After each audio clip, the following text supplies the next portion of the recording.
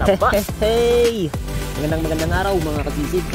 Welcome back po sa aking channel at kung bago ka pa lang sa channel ko, syempre, welcome ka. Kaya kung magustuhan mo ang video na to, huwag kalimutang mag-subscribe, i-like o i-share.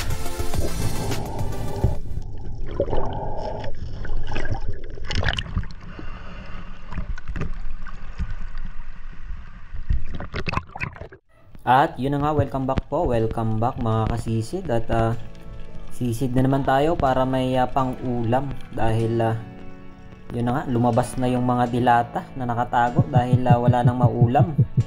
Kaya ito, nakailang dive ako dito sa may pangantuhan ng favorite spot ko mga kasisid. Pero walang nagpakita na malalaking isda.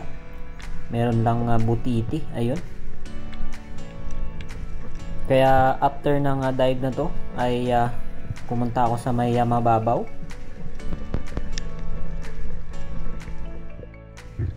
At dito sa mababaw meron ako nakitang ilak.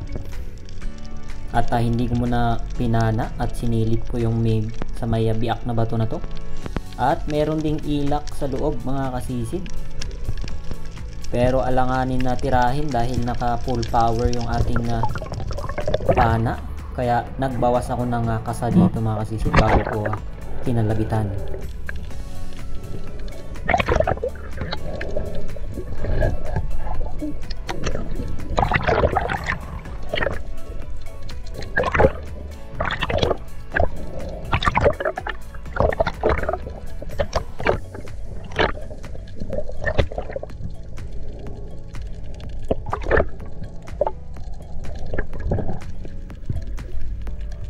At nung pagsilip ko ay saktong nandoon pa rin mga kasisid, hindi pa rin umalis. Kaya nung pagkalabit natin ay tinamaan naman at ito yung ating unang isda. At siguradong meron na kaming ulam na din yung aking kasama.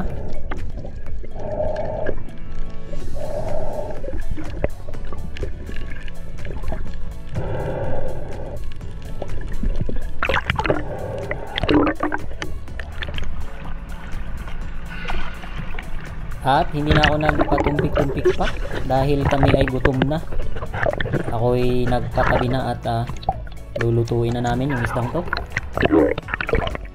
Ayun, ay isang magandang araw po sa ating lahat mga kasisid. At ngayon ay sisid time na naman. Kakaahon ko lang at kumuha kami ng pang-ulam ni Kim. Yan siya oh. You know, chill lang oh.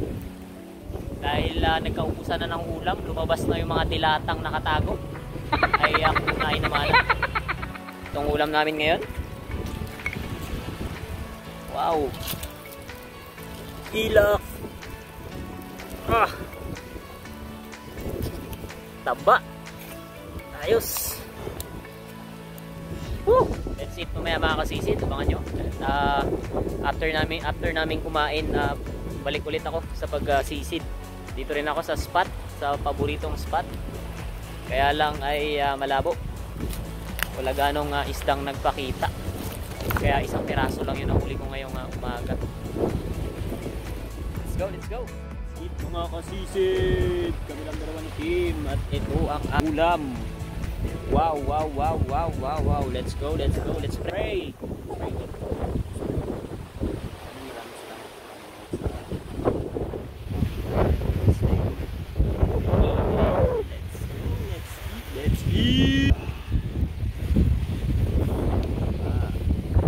Timo lang niyo. Wow. Taba.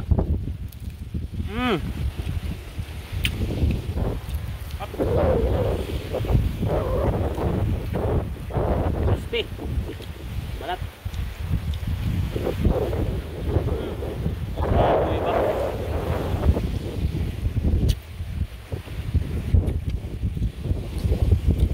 Kinaliskisan ko. Tapos nilagyan ng asin kaya yung balat pwedeng makain.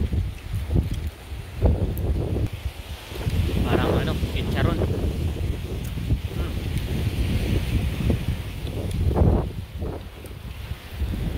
Parang chicharon ng balat.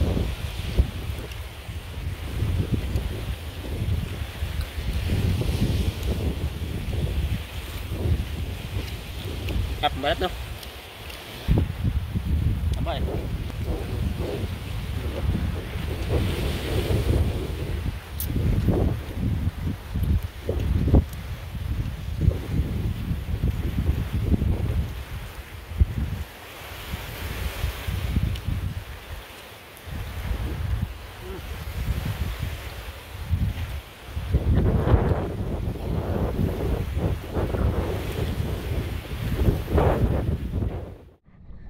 Lumipat kami ng spot mga kasisid dahil sobrang labo ng dagat, hindi makita. Tapos lang namin kumain, sabay nagbiyahe kami papunta dito. Yan o.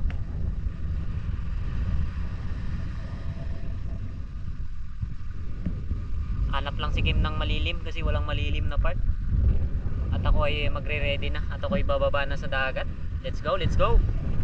Let's go. At yun na nga mga kasisid, after namin kumain ay lumipat kami ng spot dahil mas lalong lumabo doon sa aking favorite spot, kaya di na kaya. At eto, kakababa ko pa lang dito sa may aming nilipatan ay nakakita ako ng lure pang casting.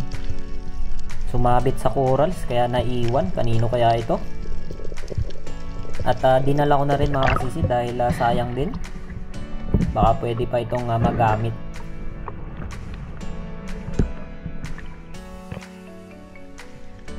At merong nagpakitang green sea turtle. At merong nakapatong sa kanyang ibabaw mga kasisid. Nakaangkas. At yung sumunod na sisid ko ay meron ako nakitang lobster o banagan yung tawag nila. Pero hindi ganun kalaki, undersize mga kasisid, kaya pass tayo dyan. Palakihin muna natin.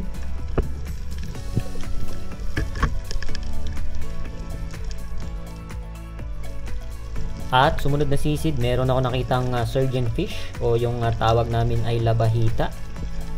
Good size na ito, kaya lang nung pagkalabit ko ay hindi tinamaan mga kasisid, sayang.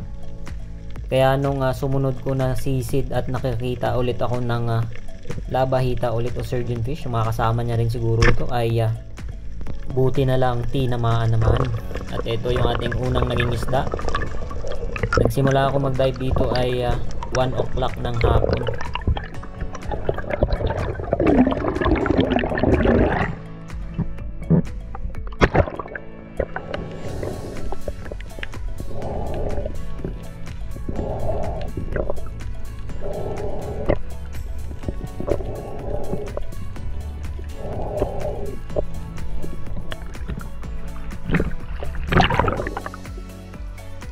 Next dive, peacock grouper naman yung aking nakita. Kaya lang nung malapit na ako ay agad-agad rin pumasok sa bato. Pero merong lumabas na kanlay at nagulat naman, kala ko wala nang lalabas. Meron pang lumabas ulit, isang oriental sweet lips, at saktong pagkalabit ko mga kasisid, tinamaan. Kaya lang nakawala rin. Sayang, malaking lip na sana.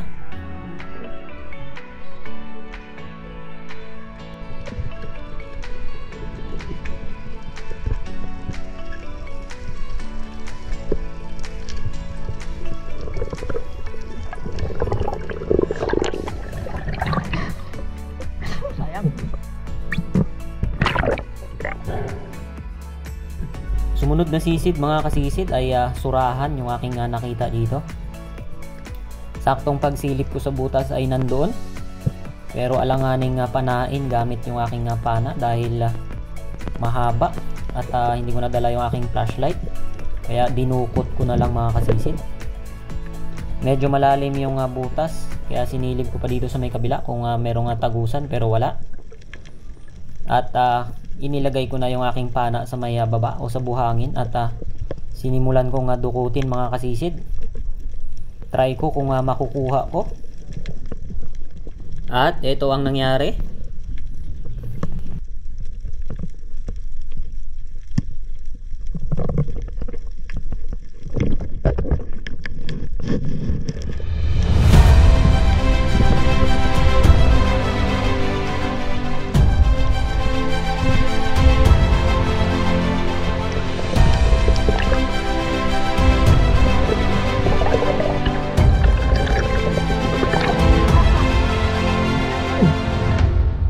tama.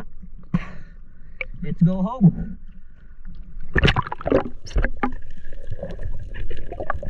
After ko makuha yung sura na to na kinamay lang, ay nagtry pa ako magsisid ulit pero wala nang akong naidagdag. Kaya yung nahuli ko dito ay 2 peraso lang at isa kami ni Kim.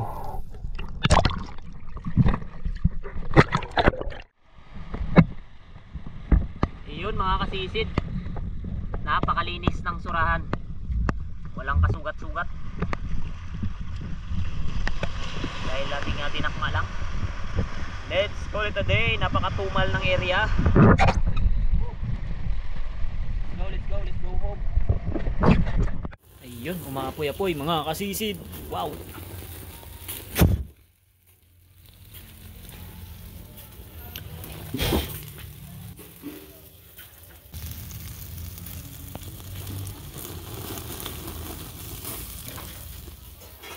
Oh.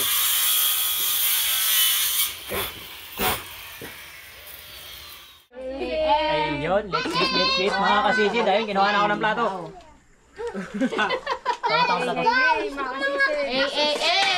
Magugulo po ang pamilya. Hey, sisid! Kala ko walang ulam mga kasisid. Yung pala anniversary nila ate. Yun o, nagputsero. Sisid o, yun Kaso lang mas mataba ito. Hey, mga kakasisid, di pa Jojo! Grabe. Di ba yung favorite? Ganyan na yung mga bibing mo. Alright, baka nakakasubo. Talagang mababaliktad na natin kaagad. Ang ulo! Lamig tayo. Yung pa... Kailan yan yung nahuli? Pagdaan dyan ni Joy. Ngayon lang, kakawi ko lang. Video rin siya. Sunod video si Basically, dali na camera root. Nakita mo na sa YouTube. Hindi pa rin umiiyak yung bata, be? Saan?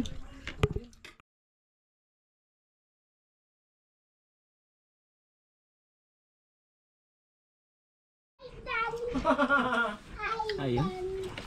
Tinik na lang. Kulang isang piraso. Kulang. Ah. Isa pa. Nuna, pauwi kami dito.